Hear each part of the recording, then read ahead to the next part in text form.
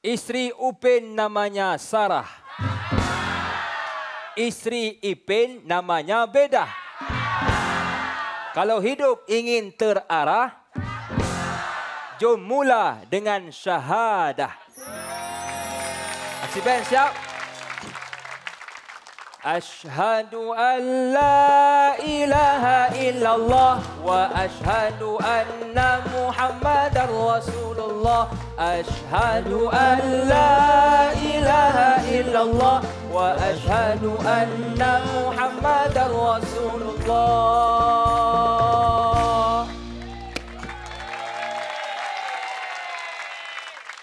Saudara-saudari yang saya kasihi, juga para komentator dan juri yang saya hormati dan segani. Assalamualaikum warahmatullahi wabarakatuh.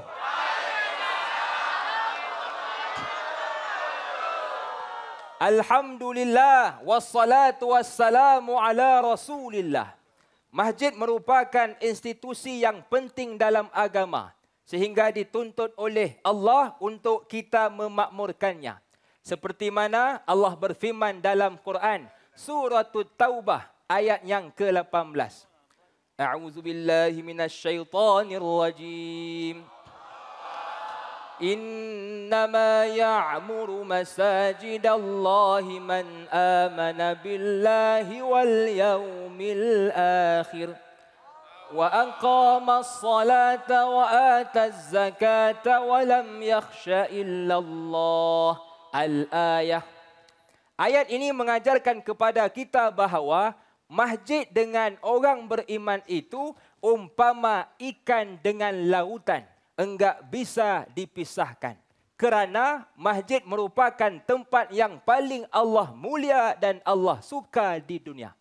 Nabi bersabda dalam satu hadis sahih riwayat Imam Muslim, ahabbul bilad ilallah masajiduha wa abghadul bilad ilallah aswaquha. Tempat yang paling Allah cintai adalah masjid dan tempat yang Allah benci adalah pasar. Ini kerana masjid merupakan tempat yang penuh kerahmatan, keberkatan dan kemuliaan. Adapun pasar penuh dengan pembohongan, penipuan dan kelalaian. Lalu gimana Pak Ustaz kami mahu memakmurkan masjid? Dalam tafsir Al-Kabir mengatakan ada dua perkara.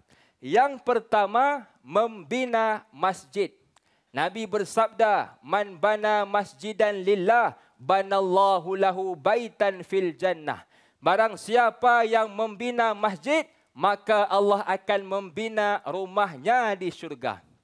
Cuman ibu-ibu, bapa-bapa, kalau tengok fenomena hari ini, masjidnya kabir, jemaahnya qalil. Masjidnya besar, jemaahnya dikit. Kadang-kadang dia Bilal, dia imam, ternyata tengok ke belakang, dia juga makmum. Maka penting yang kedua, iaitu melaziminya. Bagaimana? Dengan ibadah, sedekah, tilawah dan yang paling penting solat Nabi bersabda dalam satu hadis sahih riwayat Imam Muslim, salatul jamaah afdalu min salatil fadhi bi 27 darajah. Solat jemaah itu lebih bagus daripada solat bersendirian dengan 27 darajat. Dan kalau kita lihat di zaman Nabi Muhammad sallallahu alaihi wasallam, masjid itu bukan hanya pusat ibadah tetapi juga merupakan pusat pendidikan, perbincangan, perniagaan dan yang paling penting pusat perpaduan.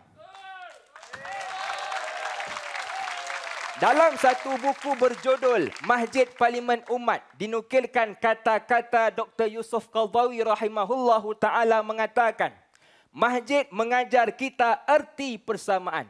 Walau siapapun kamu orang kaya atau orang biasa, kamu orang tua atau orang muda, kamu ketua negara atau ketua keluarga, kita tetap bersaudara dan duduk di saf yang sama.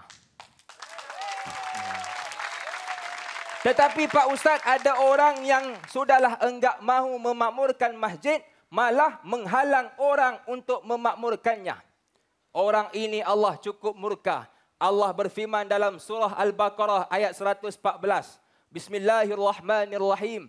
وَمَنْ أَظْلَمُ مِمَّنْ مَنَعَ مَسَاجِدَ اللَّهِ أَنْ يُذْكَرَ فِيهَا اسْمُهُ وَسَعَى فِي خَرَابِهَا. Dan siapakah orang yang paling zalim daripada orang yang melarang orang untuk memakmurkan masjid?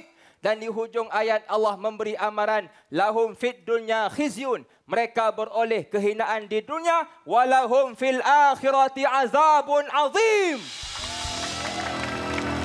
Mereka beroleh azab seksa yang amat besar. Maka ayo ibu-ibu, jom kita makmurkan masjid.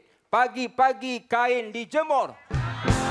Lepas jemur makan bubur.